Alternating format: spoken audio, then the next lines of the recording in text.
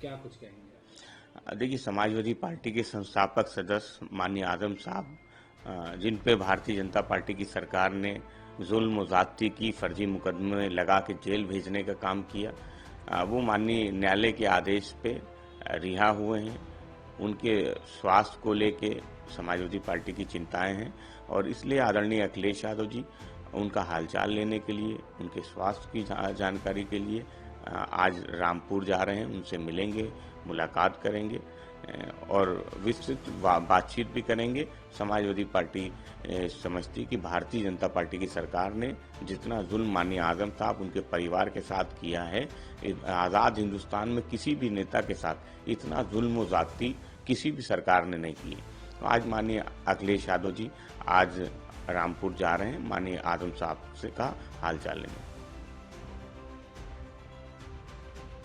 मुख्य न्यायाधीश की मां ने कहा कि जिस तरह से जूता हमला हुआ वो संविधान पर हमला है और ये काफी। देखिए, निश्चित रूप से ये संविधान पे भी हमला है और एक सोच जो लगातार संविधान के विरुद्ध, जो लगातार दलितों के विरुद्ध, जो लगातार मुस्लिमों के विरुद्ध, जो लगातार पिछड़ों के विरुद्ध काम कर रही है।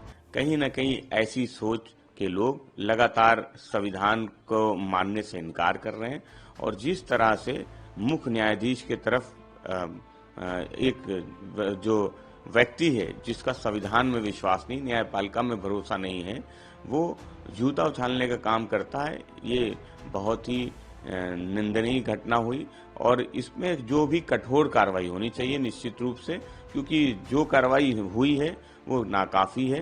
भारतीय जनता पार्टी की सोच के लोग चाहते ये हैं कि बाबा साहब के संविधान से देश ना चले, उनकी मन मर्जी से चले। तो जो बात मुख्य न्यायाधीश की जो है आदरणीय माता जी कह रही हैं, वो बात बिल्कुल सही है कि ये हमला संविधान पे हमला है। सर, तो नहीं है बल्कि बिहार में उन्हें जो कुछ भी करना है लालू यादव, तेजस्वी यादव के पीछे रहना है और पीछे रह के ही करना है। जो उन्हें वो सीटें मिलेंगी उन्हीं पे वो काम करेंगे, वह खुद कांग्रेस के बल पर नहीं जीत सकते। देखिए, सवाल ये है कि भारतीय जनता पार्टी खुद बिहार में गठबंधन में चुनाव लड़ रही है और वो इंडिया गठबंधन पे सवाल खड़े कर रही है। तो भारतीय जनता पार्टी किसके पीछे खड़े होकर चुनाव लड़ रही है, कहाँ पे हैं वो खड़े हुए? तो सवाल ये, इंडिया गठबंधन एक है, एकता के रूप में बिहार का चुनाव इंडिया गठबंधन लड़ने जा रहे हैं। जो लोग सवाल दूसरे दलों पे उठा रहे हैं, गठबंधन पे उठा रहे हैं, भारतीय जनता पार्टी को खुद देखना चाहिए कि बिहार में वो कहाँ खड़े हैं, किसके पीछे खड़े होकर चुनाव लड़ रहे हैं। सर, देखिए, इंडिया गठबंधन ने ये वादा किया है जनता से रोजगार देने का। तेजस्वी यादव जी वो अगले बिहार के मुख्यमंत्री होंगे, ये बात आदरणीय अखिलेश यादव जी बिहार दौरे पे कह चुके हैं और समाजवादी पार्टी समझती है कि बिहार में परिवर्तन जनता चाहती है, नौजवान परिवर्तन चाहता है, किसान मजदूर परिवर्तन चाहता है और इस बार इंडिया गठबंधन की सरकार बनेगी। तेजस्वी यादव जी अगले बिहार के मुख्यमंत्री होंगे। इसके मृतकों की संख्या बढ़कर 19 हुई। ये मौतें कोल्डी नामक कफ सिरप से हुई।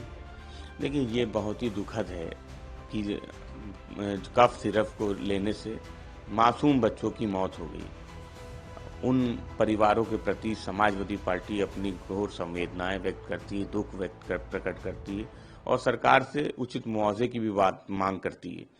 सवाल ये है कि वो माएँ, वो पिता जिन्होंने अपने उस बच्चे को खो दिया, उनके दुख को समझना बहुत मुश्किल काम है और ये जो सरकार संवेदनहीन हो, जिस सरकार में लगातार इस तरह की घटनाएं हो रही हैं, तो समाजवादी पार्टी समझती भारतीय जनता पार्टी की सरकारें जिन जिन राज्यों में हैं वहाँ स्वास्थ्य सेवाएं बदहाल हैं और इसी तरह से कहीं एक्सपायरी डेट की दवाएं, कहीं पे प्रोटोकॉल से कोई अलग इलाज नहीं, इस तरीके की व्यवस्थाएं भारतीय जनता पार्टी की सरकार में हैं और समाजवादी पार्टी समझती इनमें जो भी दोषी है उन पे कठोर से कठोर कार्रवाई होनी चाहिए।